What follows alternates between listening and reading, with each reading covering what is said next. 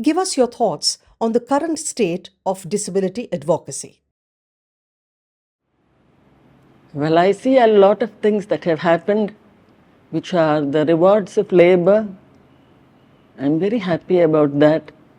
Of course, a lot needs to be done, but when you look back at Ability Foundation has existed for 27 years now, and when you look back at that time, surveying people around me to what we have today, it's a beautiful feeling. Way back then, there was no disability sector. There was no one, a blind person knowing anything about a deaf person, or a deaf person knowing anything about a spinal, whatever that may be. There was no collective us. There was no feeling that a person with disability was a recognized entity unto himself or herself with the same joys, sorrows, happiness, whatever ambitions, whatever anybody, any human being need to achieve. That was not there at that time. So now it has come to a great extent. At least people are aware that there is a sector, a marginalized sector called people with disabilities. Has your hearing impairment affected the advocacy work that you do? I was very fortunate that I was never told I could not do something because I could not hear. Not by my parents, not by my brother, not by my husband, no one. I was one of those fortunate few. But way back when I was an employed person, I worked in several spheres of life. I was an assistant professor for some time. I was an advertising creative writer for some time. Various places that I worked. I used to wonder where the country's people with disabilities were. Why I had not met them. Are there no middle class people like you and me who are disabled? Are there no hopeful parents wanting the best for their children? Are there no educated people with disabilities who wanted good jobs? Why were they invisible?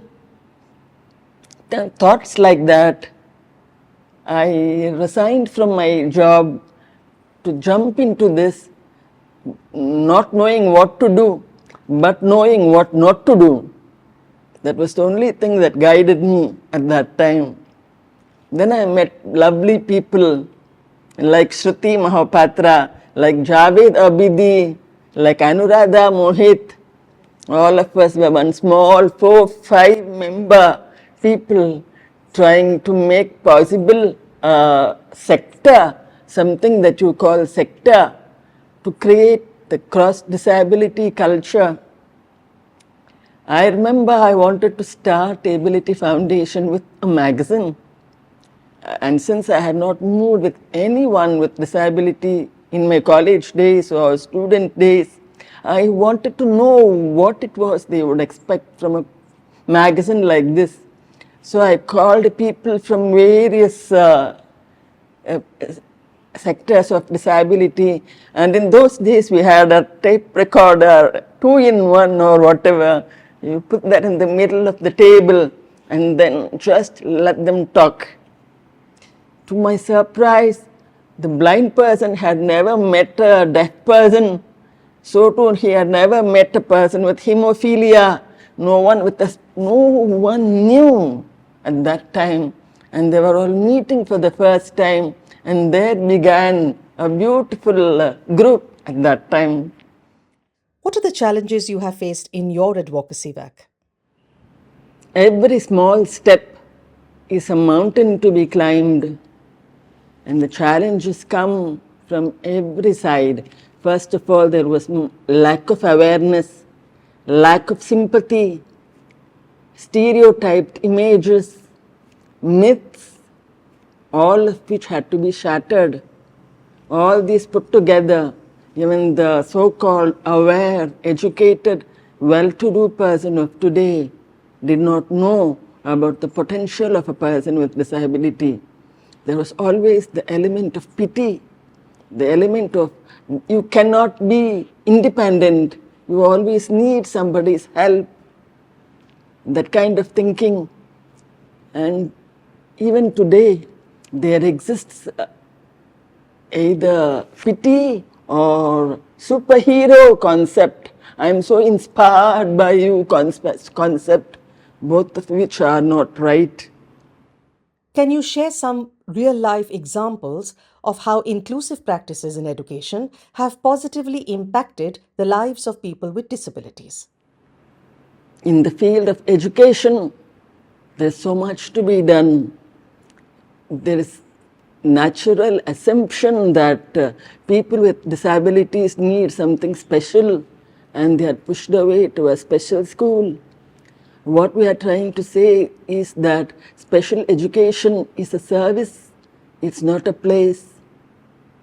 So special education has to be made available in every school, every college, where a person with disabilities must be given a level playing field. Well, as far as we at Ability Foundation are concerned, we have had a reasonable amount of change in perspective and stereotypes in higher education. In high school, some of the schools have been sensitized and the principals are open to accepting children with disabilities. And there are also a few schools which have resource centers, permanent resource centers. In case a person with disability is admitted, there are a few experts there to take care of them and advise. As far as college education is concerned, we have marvelous interaction with Satyabama University, which is one of the premier universities in India. The chancellor of the university was sensitized in a flash of a minute, very sensitive human being. So the moment we sensitized her, she was all for it. Today, we have about 50 seats allotted to us every year, where a person with disability who has just finished school with the right marks, of course, all the other things being equal, the child with disability is taken on any stream of degree, graduate course of his or her choice.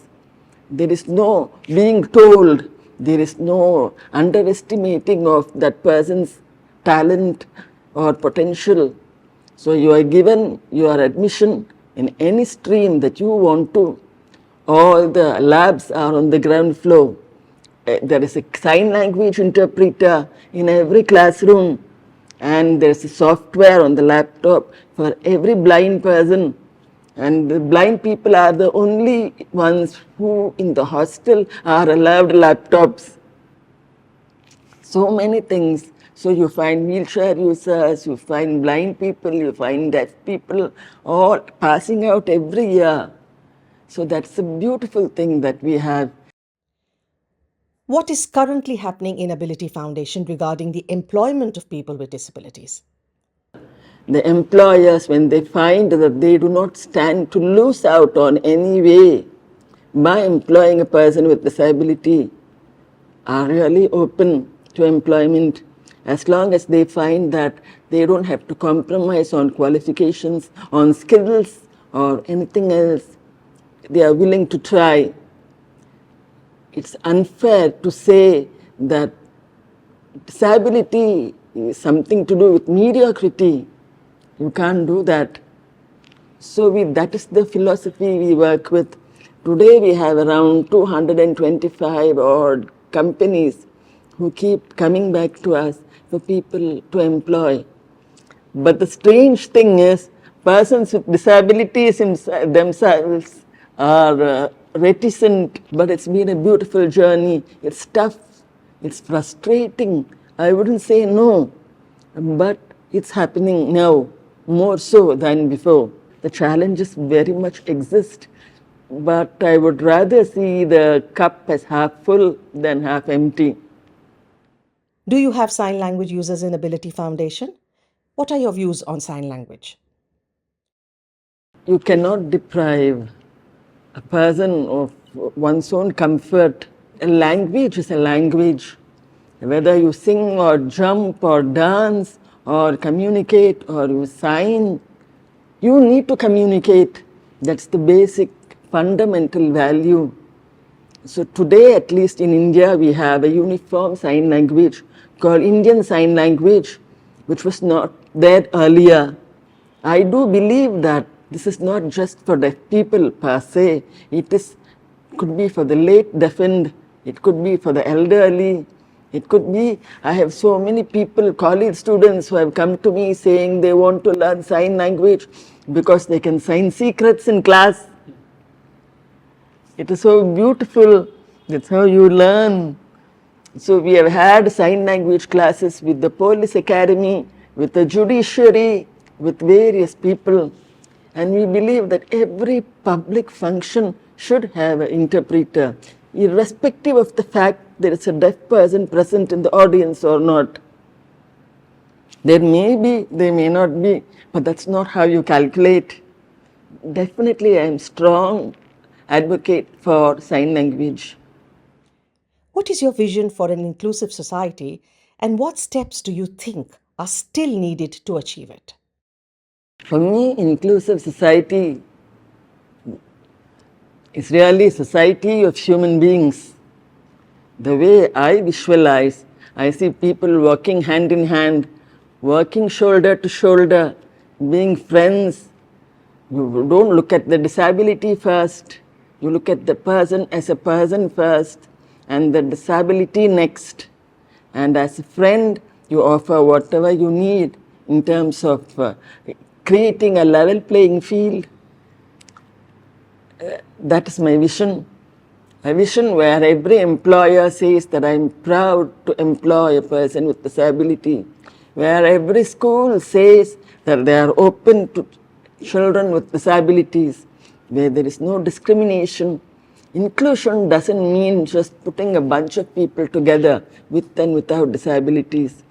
True inclusion means taking care of each one's sensitive requirements, providing the reasonable accommodation that each human being requires. That is true inclusion. So that is today inclusion is a much touted word without people really doing that. So you can't say I have an inclusive classroom just because you have blind people or deaf people as students. So my vision there lies as a people level playing field. Any human being, when he or she lives long enough, will one day acquire a disability. With age, you may hear less, or see less, or walk less, whatever the case may be. Therefore, when you prepare society for people with disabilities, you're actually preparing society for all its citizens, the country for all its people. That's how it is. Could you tell us about Ability Fest and your magazine, Success and Ability, along with how you're using it to change perceptions? Ability Foundation began with the concept of a magazine way back in 1995. I was surrounded by magazines and magazines for every reason, on beauty, on politics, on film stars, you name it, on business, there was a magazine on the subject. So I wondered why a magazine on people with disabilities was missing. Of course, occasionally a magazine brought out a person with disability, wrote about him or her, glorifying the fact that he or she, even though had a disability, was doing such a thing. But where was the magazine which offered some consolation, some comfort, which told people that it was fine to have a disability, nothing wrong, nothing happened to you just because you had a disability. You had every right to live a whole life like a whole human being, not caring for, not feeling sad that you did not have something else that somebody else had. Where was a magazine like this? So thinking at that time, I began a magazine called Success and Ability. But I must confess that I had more discouragement than encouragement at that time. Society itself was very backward thinking as far as people with disabilities were concerned. They failed to see how a magazine could be termed as service. A service was something that you saw in front of you. You donate something or you educate somebody, that was service. But people did not understand that help came at various levels, the physical level, emotional level, psychological level, friendship level, so many levels of help that comes in life. So therefore, as I said before, more knowing what not to do than knowing what to do. I took the plunge with the magazine. And doing the magazine has been an amazing journey, a roller coaster ride as an editor, as a publisher, as a distributor, as everything all rolled in one. And people who came back to me after reading the magazine saying they wanted to do something for the foundation, that was the beauty of the whole thing. And it brought together, it helped, I would say, to create the sector as a sector, a disability sector. At least people from each area of disability came to know. At that time, we published this magazine as a physical magazine for several years. Today, everything has changed. After COVID, the whole world has become a different world. And therefore, today, it's an online digital magazine, which is completely accessible no matter what your disability. You can read, you can hear, you can listen, you can do whatever you want. It was your choice. That's now available. So these are the ways we promote advocacy. These are the ways we break stereotypes and dispel myth. Apart from magazine, we have a very, very beautiful program called the CavinKare Ability Awards, which also is the one more step in the same direction, which does not hero worship anyone, which does not idolize anyone as a superman or superhuman hero, superhero, but just lays to the public the kind of difficulties that so and so had to go through towards success. We don't call the recipients of the awards as winners. There are no winners or losers here. Each one, if you take it that way, each one is a winner. But there are only so many awards per year that we give out. And that, now it has been almost 20 years of the awards. And it's the kind of people we meet, the kind of things that they have gone through.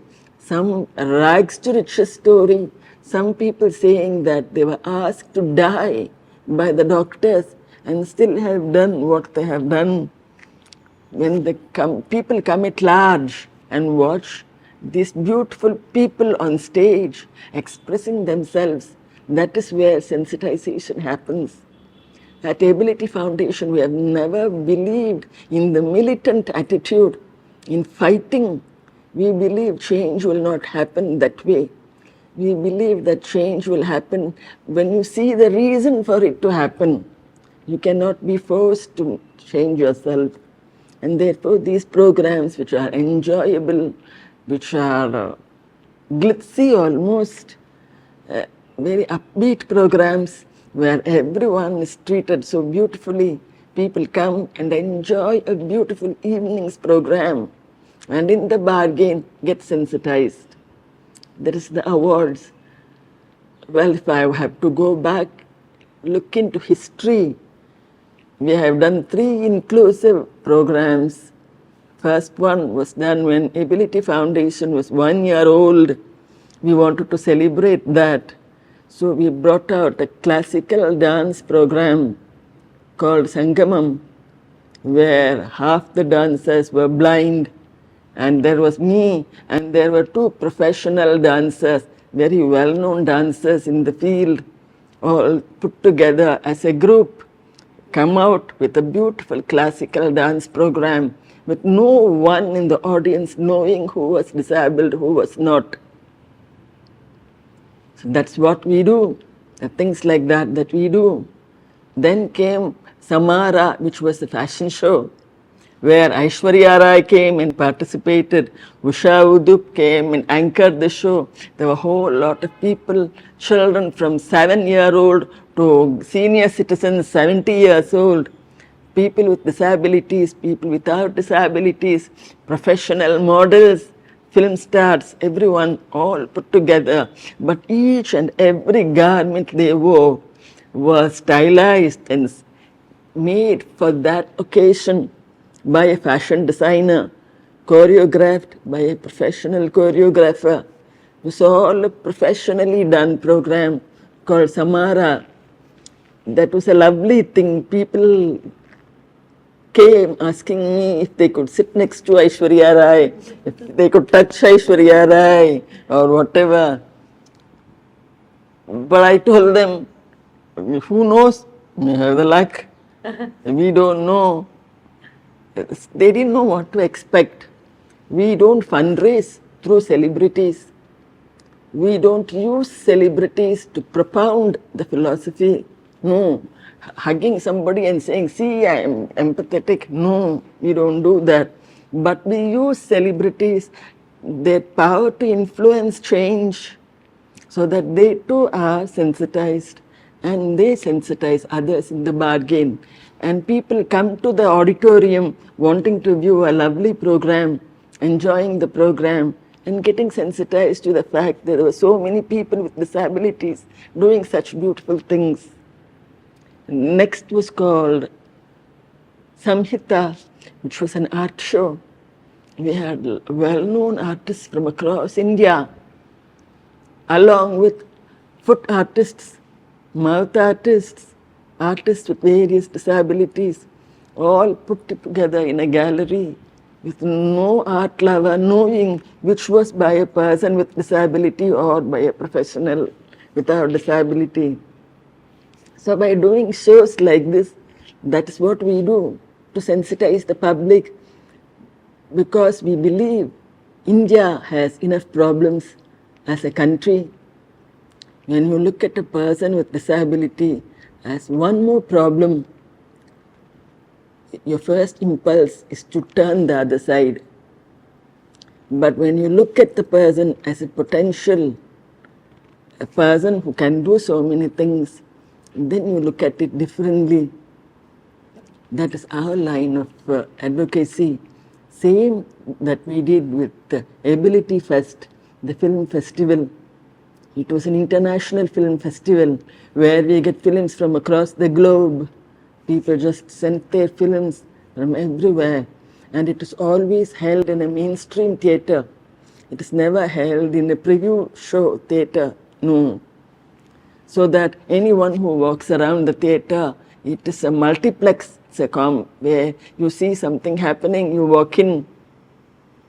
That is how such beautiful films that we got, people come to understand so many aspects. And in the bargain, we also sensitize experts in the field. Everyone, people with disabilities themselves, who could learn to change their own thinking and achieve better, have more ambitions, which is so important.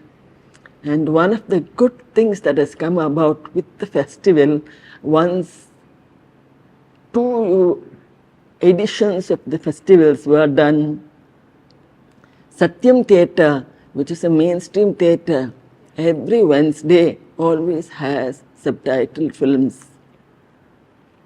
Every Wednesday without fail, whatever the film, whatever the language, has captions, is subtitled. So that's there, that happened. And the other thing that happened was the audio description for the blind. The first audio description we did was Tare Zameen Par by Amir Khan, who just gave us the film for audio describing. And there were people from the film fraternity who all came and watched the movies and said, this is the first time you are really enjoying a movie to such a total extent.